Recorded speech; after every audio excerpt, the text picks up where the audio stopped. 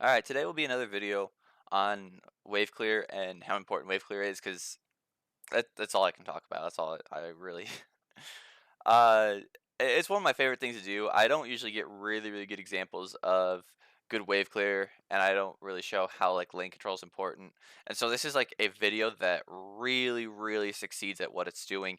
I really like it. All the things that you get to see the players doing are really great examples of what you should be doing, and every mistake that they make is actually punished, so you can see how this works in a real game, how you should use it, and what happens if you don't use it properly. Okay, so there's 3 rules to lane control that we should talk about before we're getting into this. The first is let the lane push naturally. Letting lanes push naturally is really important because like if you get okay, so let's say you get this 1 or 2 minion auto attack advantage. That minion dies faster, but that's after waves start compounding, they start building up. And so by letting it push naturally and you get that 1 minion advantage, eventually you get a 14 minion advantage from the waves all like lining up and having this wave advantage on your opponent, and it pushes into tower, and you now have like this really long time to roam. Other advantages include 1, stays in the middle of the lane. Because it stays in the middle of the lane, it's not easy for Irelia to go all in on you, or any sort of melee champion. 2, junglers cannot gank as easily, even with Azrael's mobility. It's just mobility. He doesn't have crowd control. He needs Irelia to be able to set up a stun for him. And again, when she can't really chase him down the lane, she's not going to be providing as much damage as she could because eventually she'll get stuck under tower, and she doesn't want that. Third benefit is if you're letting the lane push to you and you're just getting bodied, this gives the jungler time to, you know, aggress on your jungler. He gets to bully him, and there's really not much you can do because you're at risk of losing CS. The last thing is the mid laner can go and he can roam, and you're going to be behind because the best thing you can do is reset at that point. He doesn't lose much, and you're just in a bad spot. So letting lanes push naturally is the best way that you can handle that. Now the second rule builds up on that, is what I call the slightly ahead, slightly behind rule. Now, when you're ahead in wave clear and you have a better position than your opponent, you want to make sure that you're slightly ahead. You're getting the 2 minion auto attack damage that I was talking about. If you have some sort of advantage on your opponent, it'll slowly push to him. That's good for you. You want it to build up. So that's slightly ahead. Slightly behind means that if you're losing in the wave clear game, and that's fine because some champions have better wave clear than others, you want to make sure that your wave clear and your wave thinning is so good that you're not, just getting an entire wave thrown under your turret. Making sure that the wave is thinned out means that you're spending minimal time under the turret, and you can. The worst case scenario, you can reset. Having like the 3 minions means you can clear those out, you can reset, and you're back to where you were. Sometimes when you're playing a champion where you don't start out good in terms of levels and you need levels to start like being functional, this is a really acceptable path to take. But you just need to make sure you're slightly behind. If you let the waves compound, then you're going to be in trouble. And the third rule is going to be, just coordinate with the jungler.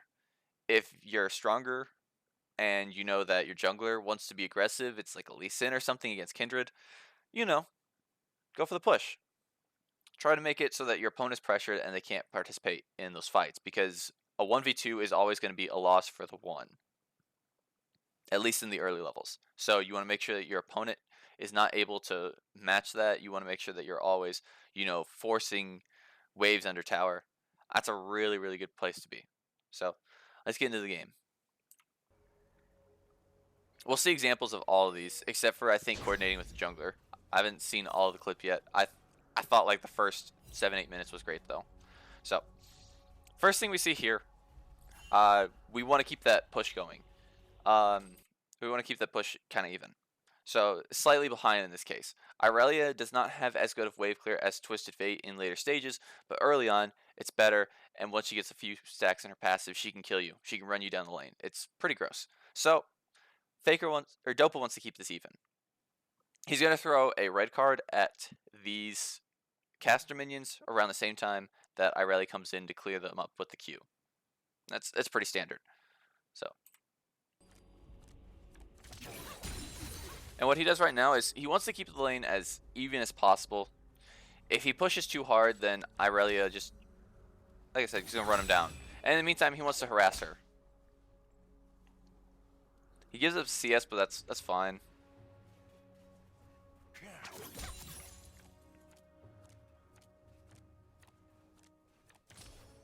Alright, so this is a pretty good wave for him. This is going to slowly push to him, and there's nothing Irelia can really do right now. She's not, like, just popping off with the wave clear. Now, this is the first mistake, though. Now, you see that? What he ends up doing is he ends up clearing out some minions, and this gives him a slight advantage for his side. It doesn't look like it at first because it's 3 to 4 minions, but that half health minion is going to die pretty quickly, and it's going to start pushing to Faker. Nice, see?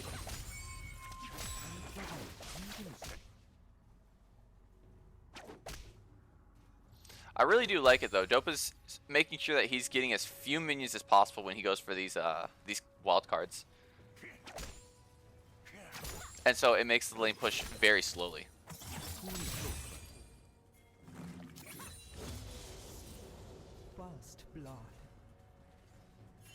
So it's still going to push on Aurelia's side. And you see, this is what I'm talking about right here. Ezreal's having a really, really hard time coming in because Dopa's in all these minions. He's got the wave pushing naturally on his side. He's fine.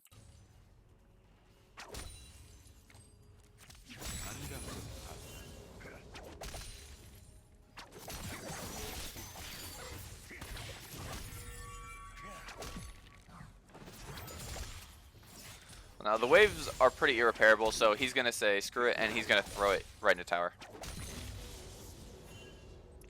And it's too early on for Irelia to freeze that, so he's going to use his time to roam. See how he takes his time that he's got the roam timer? He's got vision right now, and he's going to go straight up harass the Ezreal.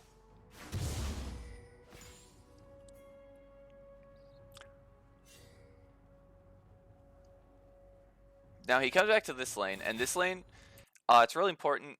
It's not necessarily frozen Irelia's side. It's going to be pushing to him. He just needs to be patient and wait out. So if Irelia comes up and starts attacking him, he's going to take a lot of damage right here.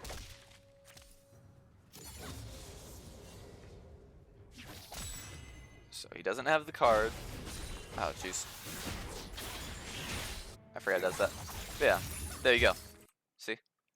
This is what I was talking about. He spent way too much time up close to the wave, and now he's getting jumped on by the Irelia. It does end up being a pretty even trade, though, so. Those are the kind of things you want to avoid. Anyways, he does see that this is going on in the bottom lane, so he does try to run towards it, but there's two blue champions alive, so he's just going to leave that be. There's no way he kills them. He comes back to the mid lane. And for doing this, he ends up losing on the push. So he tried to go help his team, which was right, okay? So don't get me wrong. This was the right thing to do in this case. But by doing so, he lost lane control. And so he has to make up for it.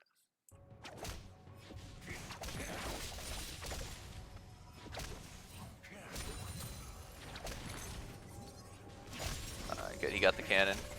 He's going to lose these two casters, but it's okay because he got the cannon. But now he knows that Irelia's back, so he's going to just hard shove the tower.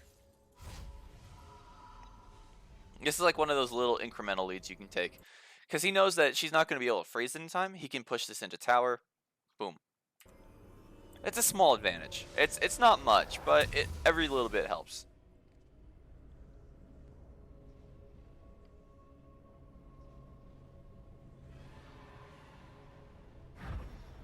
Now he sees that she's going to be just walking up and pushing a tower, so he's going to teleport.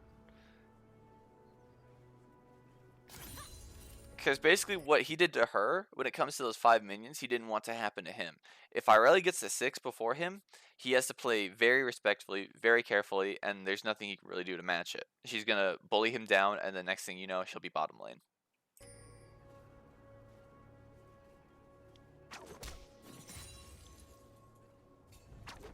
Look at this. He's thinning out the wave. He's not really doing much else besides last hitting. For a little context, he wants to play topside, so he puts the ward there. He wants to make sure that Irelia is not, you know, putting wards there to make sure that everyone sees when he's going topside. So, good move on his part. If it didn't look like it did much, that's normal.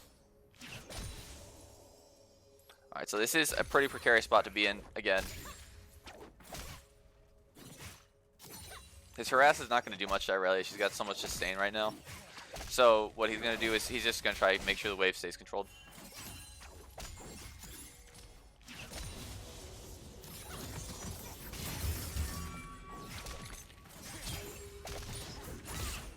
That's a really bad trade on Faker's part. But she does use it as an opportunity to, you know, try to get vision on that side. He should at least. Maybe he's just helping Ezra with the scuttle. But yeah, this is so what ended up happening here was a trade. This is one of those really good trades where, you know, this is bad for Dopa, but he traded a good chunk of actual damage that sticks onto Irelia. And so he's going to be like, okay, I can deal with this trade. This is going to be pushing to Irelia very slowly, but it's okay because I got some actual damage on him, and this might help with controlling the wave. This might help further my sort of goals.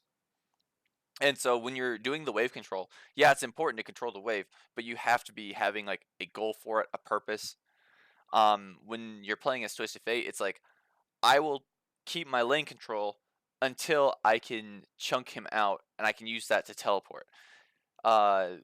Wave control is the means, not the ends. And that's really important. That's what a lot of people forget when it comes to like later on in the game. This is how you outplay people. You want them to focus enough on wave control while you're focusing, you know, on the goals of wave control rather than maintaining the wave control. So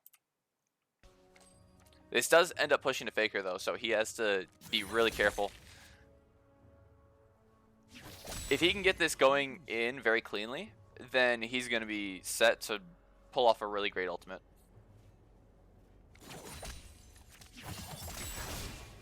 Okay, so he's playing real aggressive here.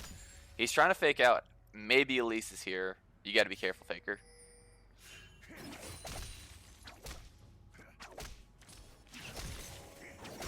This allows him to do this. This is going to push the tower, and now this time he actually did.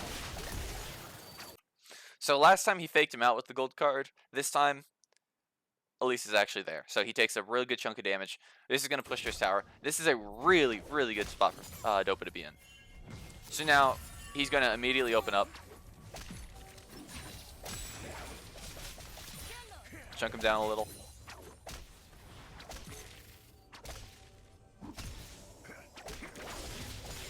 And now Faker has to step out of the lane. There's really no option for him otherwise.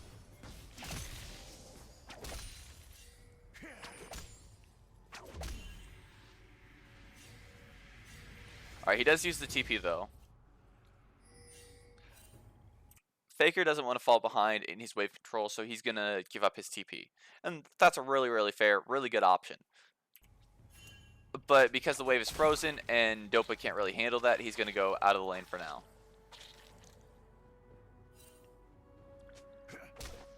Like, as TF, when the wave is frozen, and Faker did a really good job of that. Like, you just can't do anything. That's why you want to make sure that it doesn't freeze.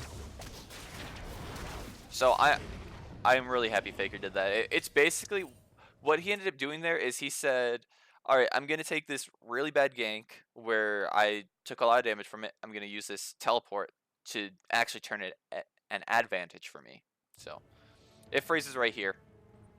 And Dopa should not be trying to come close to this at all.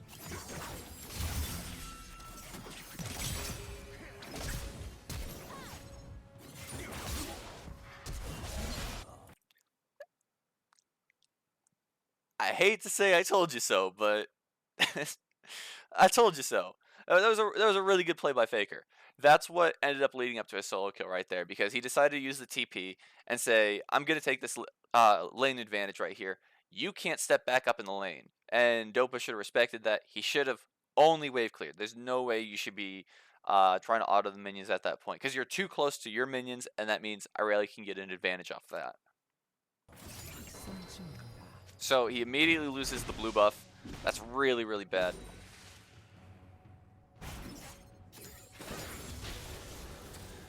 And Elise is going to try to do the same thing for Dopa. She wants to make sure that he gets all these minions.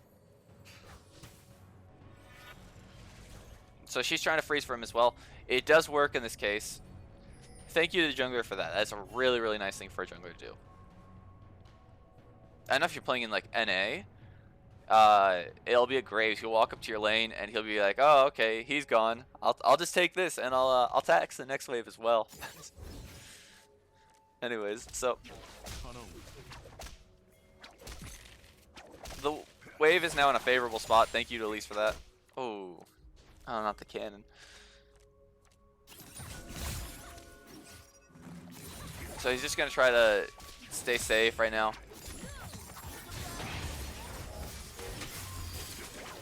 Irelia's at the point though where Irelia is so far ahead, she can just jump on you, and as long as she lands the stun, she's going to be having like a net positive trade, so you have to be really careful. I'm not sure how you dodge the stun. It's great, but basically at that point it would have been a mistake. So this was a mistake. You have to be careful. Irelia is actually really scary right now. But the wave does come to him, so he's going to be able to maintain it right here. Oh no, never mind. That's too big a wave. Oh, that's auto cancels. And that's unfortunate. Basically though, he's going to do the same thing. He's going to shove right into the tower like he did the last time. But this time he knows that Faker cannot respond at all. So he's going to take this chunk on this tower. And then he's going to see about going bottom. Yeah, bot lane's waiting for basically a 4-man gank right now. Faker's getting vision on that side. So what I think happened was Faker was trying to read, and he figured that Dopa would be going topside because Renekton's 3-0. Like it would make sense to go to topside, get another kill for Renekton, and snowball him out of control. But what Dopa starts doing is he starts playing bottom side. So while Faker is going for the right move in this case, Dopa's looking to see, how can I outplay him? How can I subvert those sort of expectations? And you'll see what happens right here. Boom.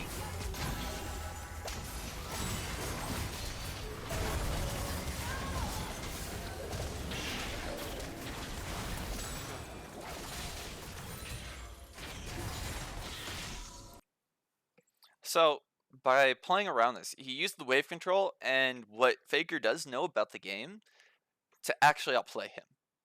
If Faker goes and he tries to ward topside to help make sure that Renekton doesn't pick up another kill, and in the meantime, he gets 2 kills in the bottom lane. And it's really good to trade your advantage as Twisted Fate, as I said earlier, because now you've got 2 kills spread around on the Kai'Sa. Kai'Sa is a very strong champion. She's going to pop off. Really good call. And yeah, that does put you behind versus Irelia, which, like I said, once you get behind Irelia, that's a really scary matchup. But if you're able to play safely, he's already got the Catalyst, he's got the Ninja Tabby, he should be fine. He does end up falling... Yeah, that's unfortunate. He does end up falling a good chunk of CS behind, and Irelia does pick up plates, but that's okay. Gonna try to send this a little. Anyways, so this is one of those cases where that trade-off was actually really, really good. And this is basically highlighting what TF is supposed to do.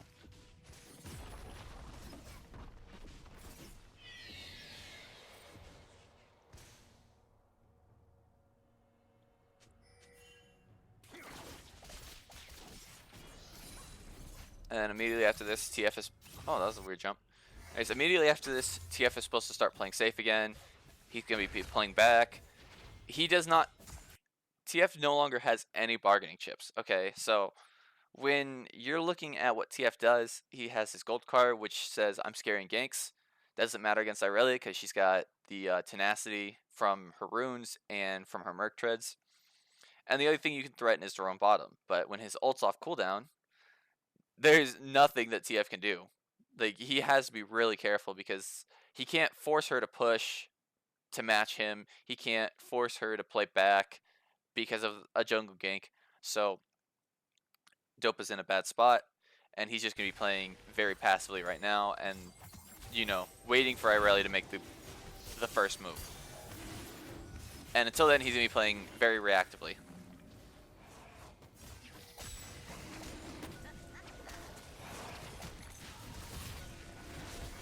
But his entire team is here, and so he can go for these sort of plays right now.